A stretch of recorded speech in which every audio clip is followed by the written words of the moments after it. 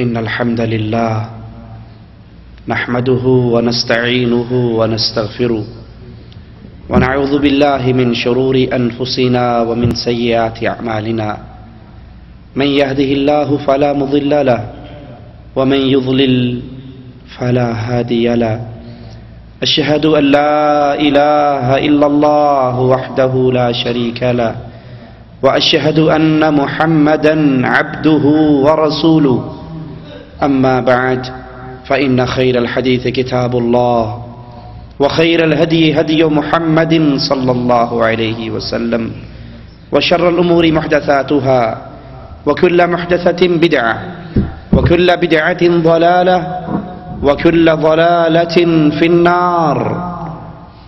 أعوذ بالله من الشيطان الرجيم. بسم الله الرحمن الرحيم.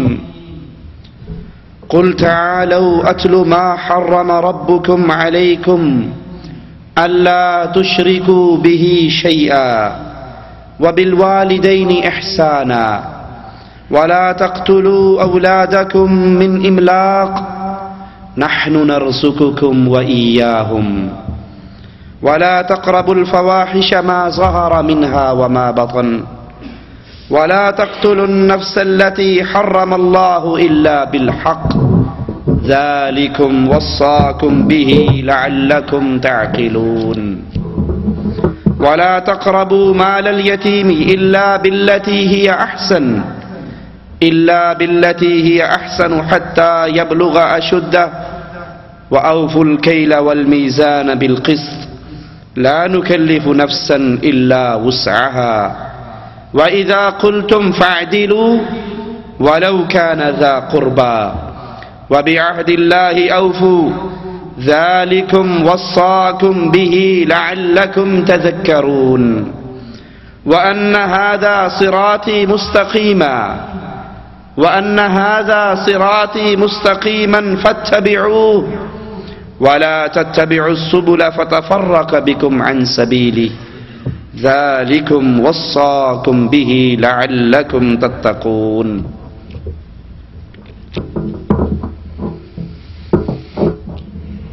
قرآن حکیم کی ان آیات کے بارے میں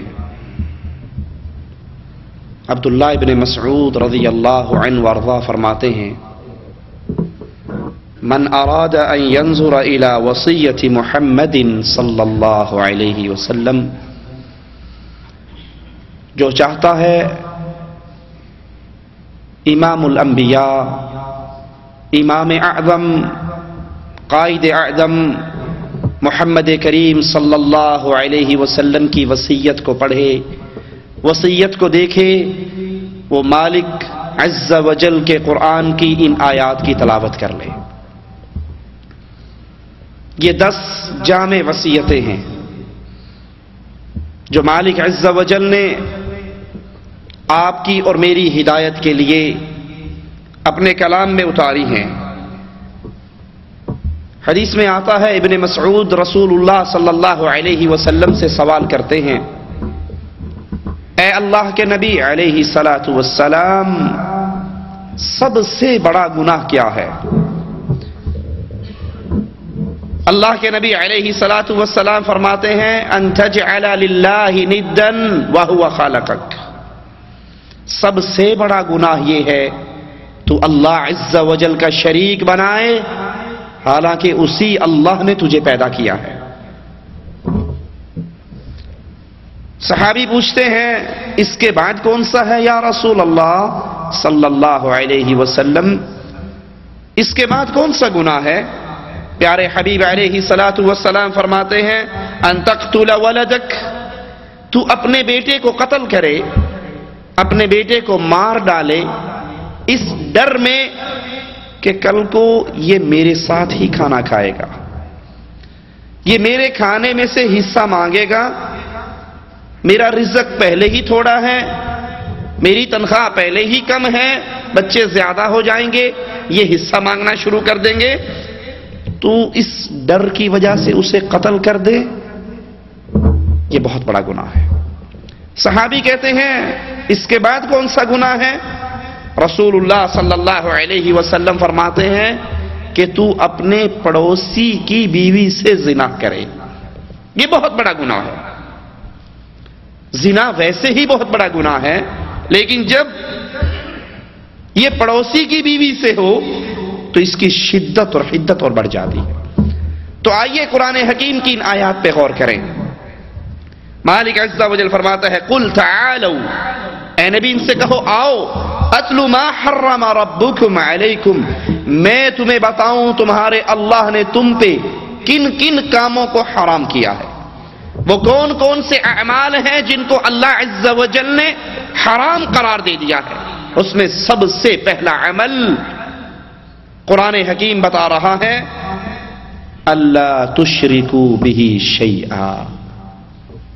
گناہ بہت ہیں کائنات میں، لیکن گناہوں میں سب سے بڑا گناہ مالک عز و جل کے ساتھ کسی اور کو شریک کرنا. وہ اللہ عز و جل کی عبادت میں کسی کو شریک کیا جائے، اس کی ذات میں شریک کیا جائے، اس کی صفات میں کسی کو حصے دار بنایا جائے. یہ جرم اتنا بڑا ہے کہ اللہ نے اس کو حرام قرار دے دیا.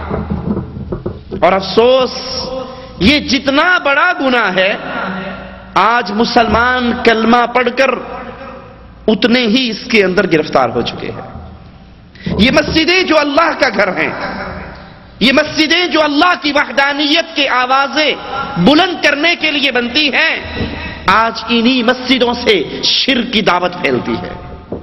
مؤذن اذان سے پہلے کہتا ہے الصلاۃ والسلام علیک یا نور من نور اللہ، کہ محمد اللہ کے عز و جل کے بندے نہیں، اس کے نور کا ٹکڑا ہیں، اس کے نور کا حصہ ہیں، اس کے نور میں سے جدا ہوئے ہیں. یہ اللہ کی ذات کا شرک ہے جس کا آوازہ اس مسجد کے مینار سے بلند ہوتا ہے. مالک عز و جل نے حرام کیا اللہ کی عبادت میں کسی اور کو شامل کیا جائے. پکارنا اللہ کو اللہ کی عبادت ہے. الدعاء هو العبادہ، دعا ہی تو عبادت ہے، پکارنا ہی تو عبادت ہے. افسوس ان مسجدوں سے آج کلمہ پڑھنے والے، نماز پڑھنے والے غیر اللہ کو پکارتے ہیں.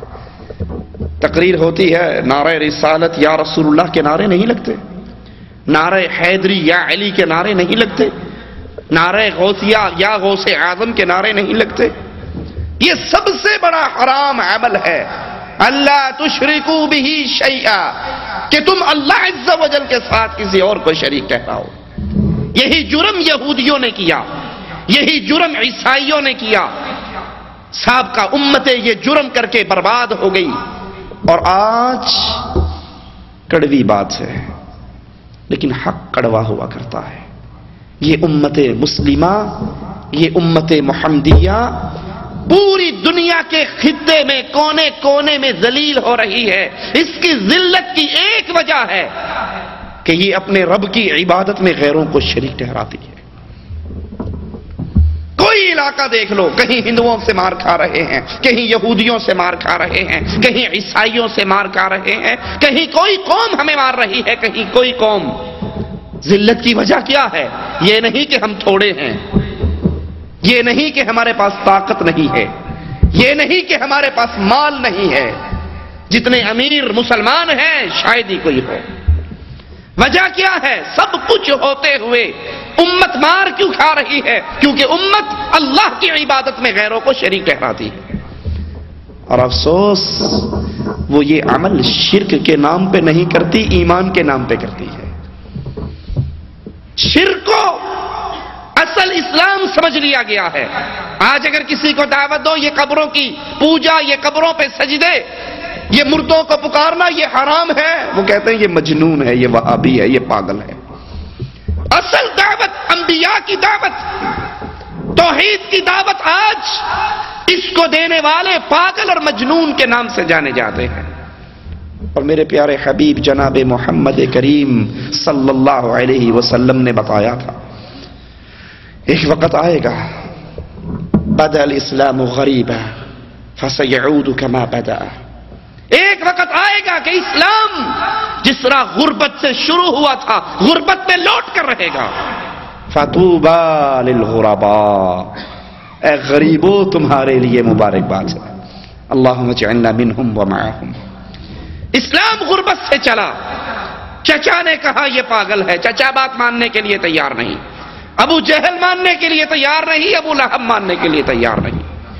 مکہ والوں کے سامنے وہ مکہ والے جو امین بھی کہتے تھے، جو صادق بھی مانتے تھے، جب ان کو یہ دعوت دی گئی تو کہا اس پر جادو ہو گیا ہے، اسلام غریب، ایک غلام مان رہا ہے، ایک بچہ مان رہا ہے، ایک عورت مان رہی ہے، ایک بوڑھا مان رہا ہے، باقی ماننے کے لیے تیار ہی نہیں۔ فرمایا ایک وقت آئے گا جس طرح اسلام غربت سے شروع ہوا، اسلام پھر غریب ہو جائے گا۔ آج اللہ کی توحید کی دعوت غربت کی دعوت ہے۔ 1000 آدمیوں کے سامنے یہ بات پیش کرو کہ یا علی مدد کا نعرہ لگانا شرک ہے، 1000 میں سے 2 آپ کی بات مانیں گے، باقی کہیں گے پاگل ہے، انہی بزرگوں کے ذریعے تو اوپر جایا جاتا ہے، یہ کہتا ہے ان کو نہ پکارو۔ تو یہ سب سے بڑی اور سب سے پہلی وصیت مالک عز و جل کی اہل ایمان کے لیے، دنیا والوں کے لیے قیامت کی دیواروں تک، اللہ تشرکو بہ شیئا، اللہ کے ساتھ شرک سے اپنے دامن کو صاف کر لو، اور اگر یہ دامن میں غلاظت رہی، یاد رکھنا نمازیں پڑھتے رہو، روزے رکھتے رہو، حج کرتے رہو، زکوٰۃ دیتے رہو، جہاد کرتے رہو، پوری دنیا میں لڑتے رہو، جب تک دامن میں شرک کا عقیدہ موجود ہے، نہ دنیا سنور سکتی ہے نہ آخرت سنور سکتی ہے۔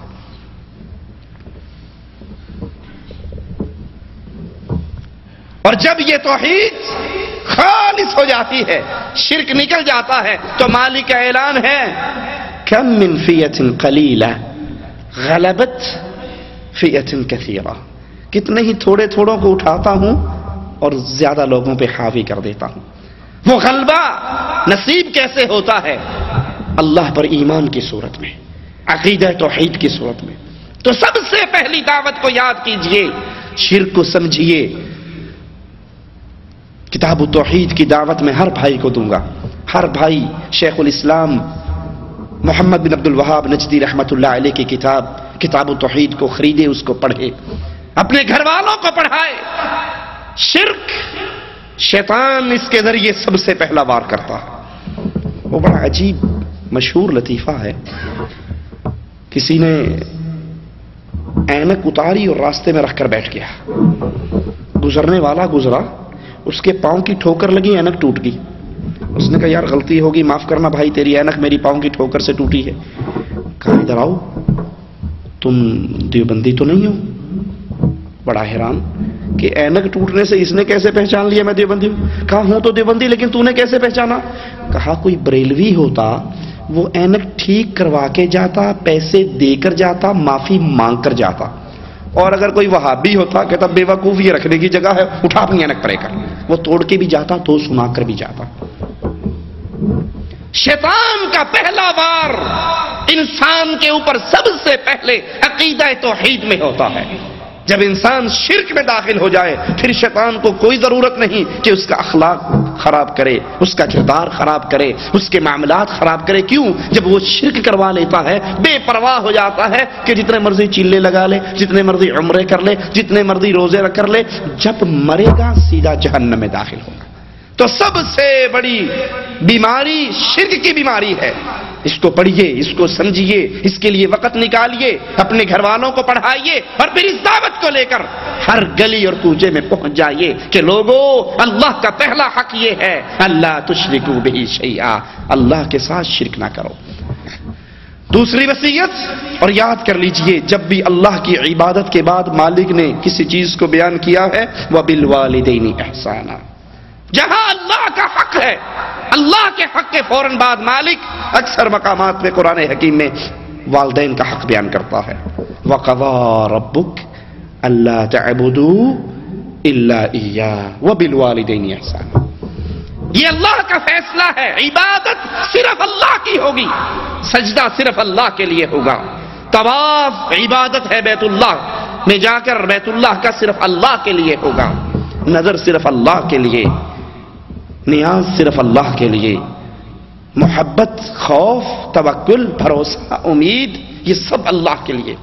اور اللہ نے دوسرا حق جو بیان کیا، دوسری وصیت جو کی ہے وَبِالْوَالِدَيْنِ إِحْسَانًا، اپنے والدین کے ساتھ نیک سلوک کرنا. یاد کر لیجئے دنیا کی ہر نعمت مل جاتی ہے.